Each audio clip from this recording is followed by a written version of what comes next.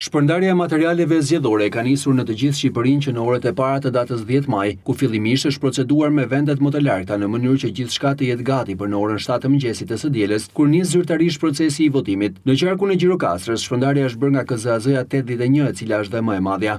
Me listat e afishuara janë në total 111.000 zgjedhës, të cilët do t'i drejtohen kutive të votimit. Kryetari i KZAZ-s 81 ka pohuar për CNA se që nga mbërritja e kutive dhe deri tek shpërndarja e tyre nuk janë vërejtur problematika.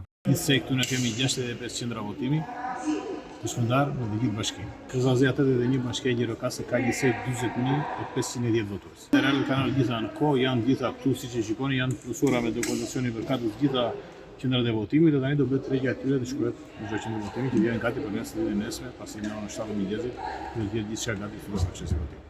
Teksa procesi po ecën normalisht me shpërndarjen e kutive të votimit në të gjitha qendrat në total, ku janë 65, në kufi interesi e migrantëve për të votuar ka qenë më i ulët se zgjedhjet e kaluara, por rreth 8.500 zgjedhës kanë aplikuar për të votuar online. Në zgjedhjet e kaluara pati një pjesëmarrje rreth 36% të votuesve dhe këto zgjedhje shënojnë një rënje të numrit të tyre nga 123.000 në zgjedhjet e kaluara në 111.000. Qarku i Gjirokastrës është kurrur me rreth 46% të popullsisë që prej vitit 2001. Ndërkohë procesi i shpërndarjes ka ecur pa probleme thuajse në të gjitha qarqet e vendit, ndërsa kanë mbërritur në Parkun Olimpik në Tiranë edhe 8.000 vota nga diaspora shqiptare në Greqi, duke çuar numrin e përgjithshëm në më shumë se 180.000. Numri më i madh i votave nga diaspora është nga Italia me 71.000.